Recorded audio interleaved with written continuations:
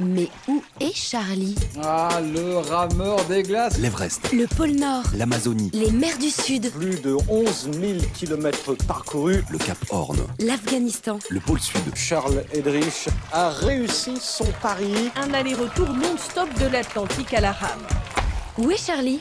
Aujourd'hui, je suis au Cap Horn, extrémité de la Terre de Feu, au sud du continent américain.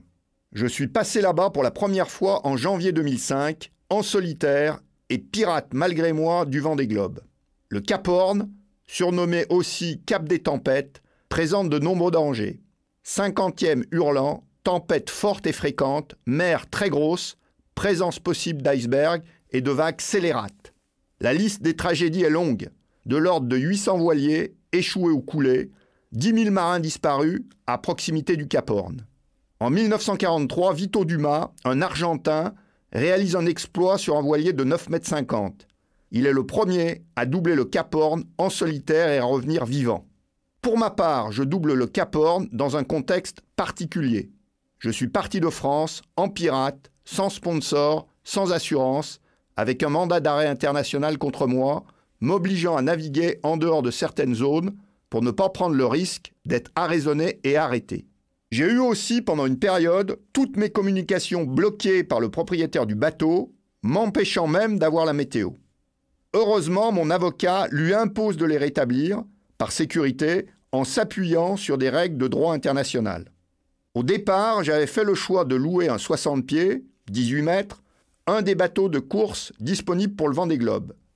J'étais qualifié, notamment grâce à la Transat anglaise, préparé et sur la liste de départ. Un différend avec le propriétaire survient, il saisit son bateau, le bloque à quai. Sur le terrain juridique, je pensais pouvoir gagner, mais il fallait du temps et la course partait. Ma décision, un crève-cœur, partir à la sauvette, à la cloche de bois, hors course. Dans ces conditions, une avarie, un naufrage dans les mers du Sud était ma hantise. Pendant une tempête, une déferlante couche le bateau, les voiles le mât sont dans l'eau. La casse matérielle me terrorise.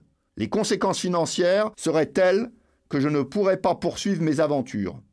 Heureusement, une vague va remettre le bateau à flot sans pépin majeur. Je pensais avant tout aux conséquences judiciaires et financières, peu à l'engagement physique. De toutes mes expéditions, je n'ai sans doute jamais été aussi prudent. Je tourne le Cap Horn, la pression tombe un peu, les plus gros dangers sont maintenant derrière. Je bouclerai mon tour du monde sans escale et sans assistance en 122 jours. Ensuite viendra la bataille juridique que je gagnerai.